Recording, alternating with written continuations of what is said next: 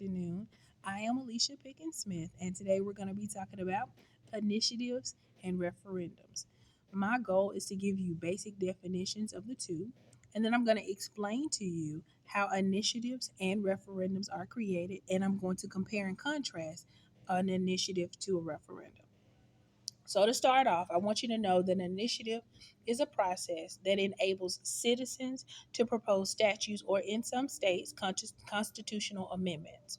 And they put them on the ballot or they send them to the legislator.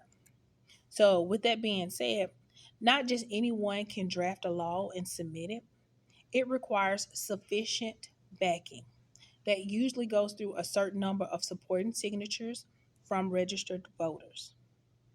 Once the proposed rule is on the ballot, then the community can pass it with a majority vote, although there are still some exceptions to some cases. There are two types of initiatives, you have a direct and an indirect. So, the direct process that basically says that a proposal can pass the preliminary requirements and go straight to the ballot. And if it wins by popular vote, the proposal becomes a law. The indirect initiatives are a little different. You have a qualified proposal that goes to the legislator indirectly, and then they could either approve it or they could offer a similar alternative to the law. In this case, submissions can become a law without a popular vote. In some states, with their indirect initiative process, the legislator can even choose to submit a countermeasure that shows up on the ballot alongside the original proposal, which means the citizens can choose between the two. Referendums are widespread throughout the United States and they appear in all 50 states.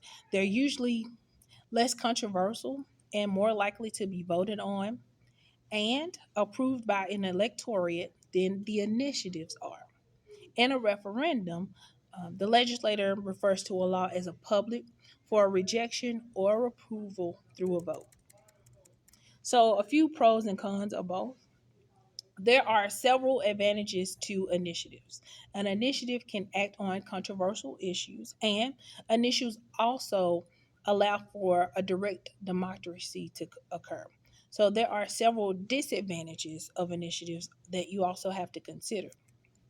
An initiative can actually lead to a dictatorship of the majority, or an initiative can become subject to manipulation by a certain group of people or interest group. A positive result of an initiative is that it can produce action on some types of controversial issues. For an example, the marijuana proposal. The marijuana proposal is considered controversial because of religious and social views on the use of drugs. So you have some government representatives that really don't want to take action on those types of situations because they would possibly lose support based off how they feel or what they may have said. So it's kind of crucial that the states are able to use initiatives or else some types this decisions that are considered controversial they may not get successfully made. There are several pros to a referendum. So, a referendum can provide a level of political support for difficult decisions. And if there is a difficult decision to be made, then a referendum can solidify support for it. A referendum creates specific points of negotiations. Therefore, the priorities of politicians may be different from the priorities of the people. A referendum creates a mandate to support or to follow. And if a ruling body is unsure which direction to go, then they can seek a mandate for or from people in order to kind of tell them how to proceed. A con of a referendum would be that it allows for false actors to campaigns for specific results. And referendums allow for campaigning to be started for either side of a proposal that's in question.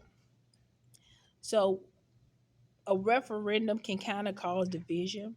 And when you have division within communities, it kind of gives a narrow victory or a loss to happen or to occur.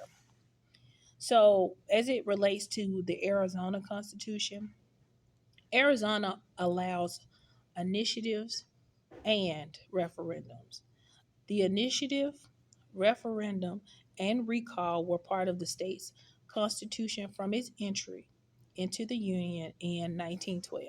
The first initiative went before the voters in 1912, and this particular proposal was to grant women the right to vote.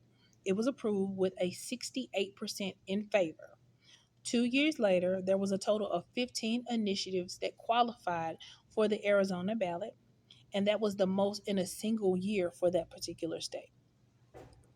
Organized labor that year was successful in passing of four initiatives. You had one initiative that was to prohibit the blacklisting of union members. The second enlisted or established the old age and the mother's pension. The third established the state government contract system, printing plant, and the banking system. And then the fourth initiative required businesses to limit the employment of non citizens. The legislator responded by proposing a constitutional amendment making it harder to pass initiatives. The Arizona Federation of Labor waged a campaign against the measure, and the voters defeated it by a very narrow margin back in 1916. Several other major initiatives have been passed by this particular state, including the banning of cockfighting that was done back in 1998. In 2000, there was a requirement that all public schools gave instruction and it had to be conducted in English. In 2006, Arizona was one of the busiest states in the country with a total of 19 measures, and that included 10 initiatives. Again, my name is Alicia Pickens Smith, and we've just covered initiatives and referendums. Thank you.